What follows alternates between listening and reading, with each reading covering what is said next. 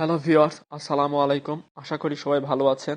আজকের এই ভিডিওটিতে আমি আপনাদেরকে বাংলার এক কিংবদন্তি মানুষের সাথে পরিচয় করিয়ে দিব। ভিডিওটি ভালো লাগলে পাশে থাকা বেল আইকনটি প্রেস করুন এবং সাবস্ক্রাইব করুন। সো ভিডিওটি শুরু করছি। 1964 সাল, পূর্ব পশ্চিম মিলে তখন ছিল এক পাকিস্তান। আর তখন পাকিস্তানে আইয়ুব সাহেবের শাসন চলছে। তখন পাকিস্তানের সাথে যুক্তরাষ্ট্রের দহরম-মহরম সম্পর্ক। এই সম্পর্কের উপহারস্বরূপ অত্যাধুনিক একটি কম্পিউটার পাঠায় যুক্তরাষ্ট্র। কিন্তু এই বিশাল আকারের যন্ত্র পাকিস্তানে কেউ চোখের দেখেনি। কম্পিউটার চালানো তো দূরের কথা। তখন অনেক খোঁজাখুঁজির পর পাওয়া গেল একজনকে, আর সে পূর্ব পাকিস্তানি। তার সামনে এলো মোটা অংশ আর তার সাথে লাহোরে যাওয়ার প্রস্তাব। কিন্তু বেঁকে বসলেন মহাশয়। তিনি সত্য দিলেন, ঢাকায় যদি এই কম্পিউটার পাঠানো হয় তবেই তিনি তা পরিচালনার দায়িত্ব নেবেন। অবশেষে হার মানলেন আইয়ুব খান। পূর্ব পাকিস্তান অর্থাৎ বাংলাদেশে এলো দক্ষিণ এশিয়ার প্রথম কম্পিউটার। যার হাত ধরে এলো এই কম্পিউটার তিনি হলেন হানিফউদ্দিন মিয়া। আজ আমরা জানব বাংলাদেশের প্রথম প্রোগ্রামার হানিফউদ্দিন মিয়া সম্পর্কে। পরমাণু বিজ্ঞানী হানিফউদ্দিন মিয়া 1929 সালে 1 নভেম্বর রাজশাহী বিভাগের নাটোর জেলার সিংড়া উপজেলার 10 নং চৌগ্রাম ইউনিয়নের হুলহুলিয়া গ্রামে জন্মগ্রহণ করেন।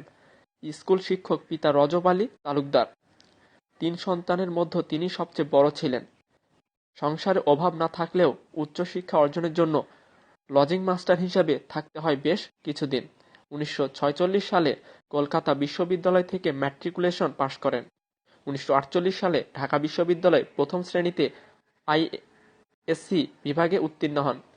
1951 সালে বিএসসিতে প্রথম বিভাগ, 1952 সালে ঢাকা বিশ্ববিদ্যালয় থেকে এমএসসিতে ফলিত গণিতে প্রথম শ্রেণীতে স্বর্ণপদক সহ প্রথম স্থান অধিকার করেন।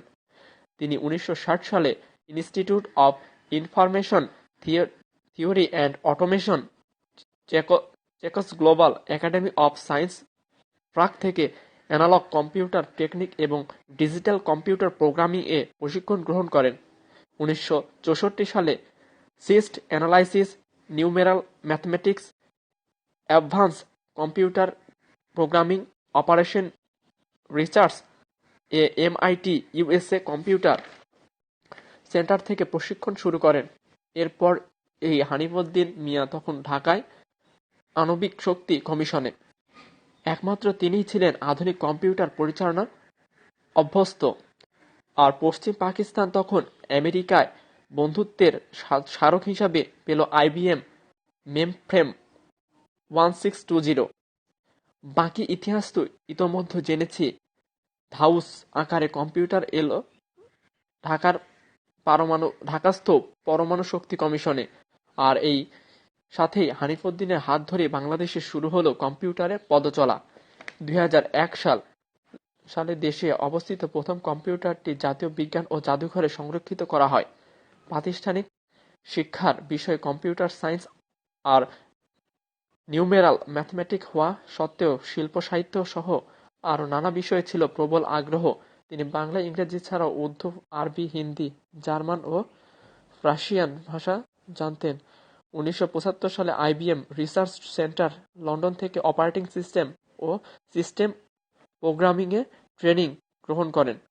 1975 সালে 1980 সাল পর্যন্ত আন্তর্জাতিক পরমাণু শক্তি সংস্থায় প্রোগ্রামার অ্যানালাইসিস হিসেবে কর্মরত ছিলেন। 1988 সালে ঢাকা বিশ্ববিদ্যালয়ে খণ্ডকালীন শিক্ষকতাও করেন।